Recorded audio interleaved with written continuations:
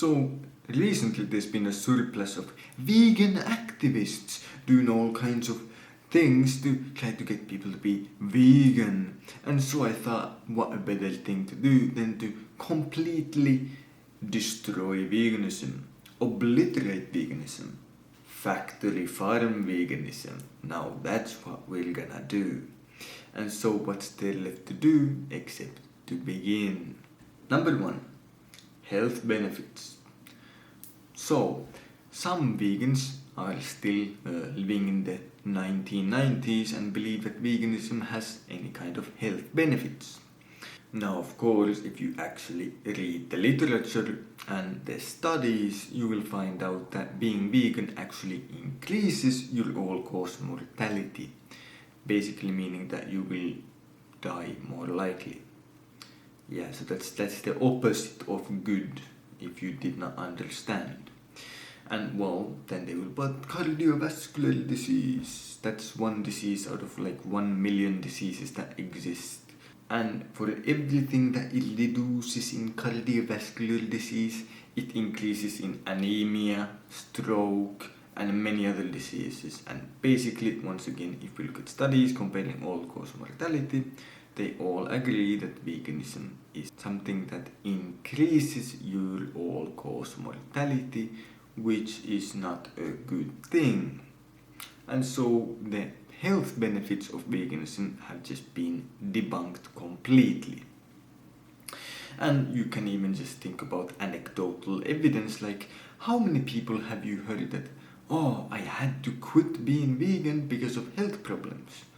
I mean, you probably know someone, yet you've probably never heard in your life that someone says, oh, I had to quit eating meat because of health problems. It doesn't even make sense to say, because it's so common to eat meat and it's so natural for humans. And yes, it is natural, and we can just look at history and studies on that as well.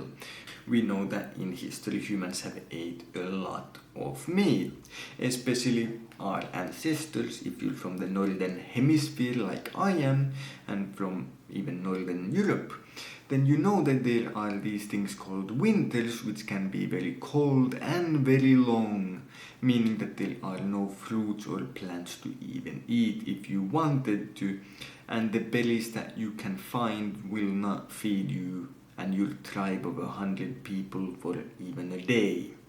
And so you have to rely on hunting and fishing. And well, it's very simple, and we can see it in humans today that we have been designed to eat meat. That's why our stomach acidity is much more closely to those of carnivores than those of herbivores. We humans need 9 essential amino acids, which are the things that make up proteins, and only 6 of those can you get from non-animal products. So basically 3 out of the 9 amino acids that are essential to humans you can get only from animal products. Number 2, ethics. And so, because most vegans nowadays know that there are literally 0 health benefits to being vegan, then they have gone down the ethics route. But it doesn't matter if it's unhealthy and makes you have all kinds of stomach problems and all kinds of bad things. You still need to be vegan because of ethics. And so what are the common arguments that vegans use to convince you that, well, we definitely have this ethical reason to be vegan? Well, they ask you stupid questions like, name the trait. Yep, what trait do humans have that animals don't, and makes it so that we can treat them different to humans? Well, it's kinda in the question itself. The trait is being human. The trait is being the same species as me. The trait is being made in the image of God. Oh, and if that's not enough, and if that's not somehow, oh well, we just don't accept those traits because magic or something, then how about this trait? Humans are the only known species to be able to function in complex societies like the ones which we live in nowadays, with such things as laws and customs and culture and all kinds of things which no other animal can understand. and functioning. And now of course the vegans will make the most classic and predictable argument in the history of humanity and say, well, what if we had to find a single human somewhere that cannot function in modern society? Do we treat them like animals then? And well, that makes a huge mistake, because we don't look at this by individual basis. We look at this at species by species basis, which we all humans do, even if you don't want to admit it. When you walk down the street, you don't hand IQ tests to everyone you see to see, do I value you morally? Well, answer this IQ test well enough. And in the same way, when there's a fly in your house, you don't hand the fly an IQ test and say, hey, do this IQ test, and if you score well enough, I'm gonna spare you. No.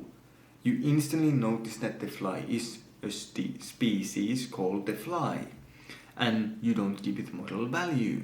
And you notice the people walking on the street are of the species called humans, and so you give them value. We look at this species by species.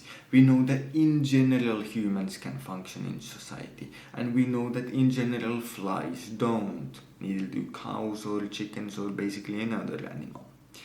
And so the name a trait argument is just horrible and has been debunked probably 1 million times. And so when you name the 1 million different traits that humans have that other animals don't have, and the vegan kind of has to concede that, well, okay, that exists, then they start doing weird questions like, well, why do you value dogs more than cows?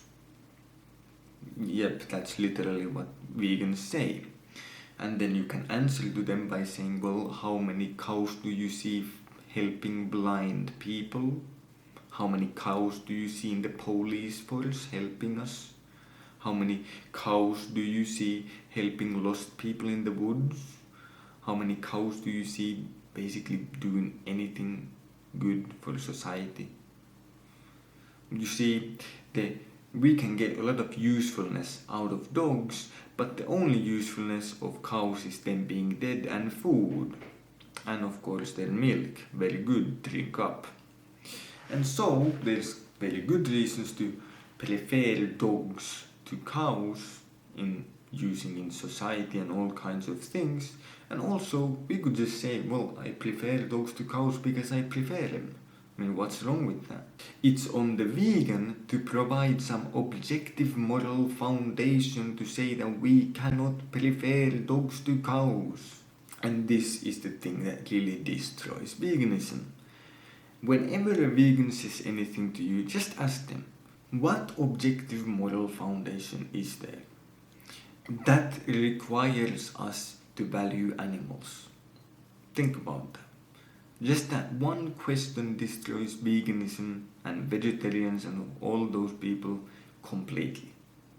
Like, what objective moral foundation is there to say that we must not eat animals or hunt them for sport or whatever?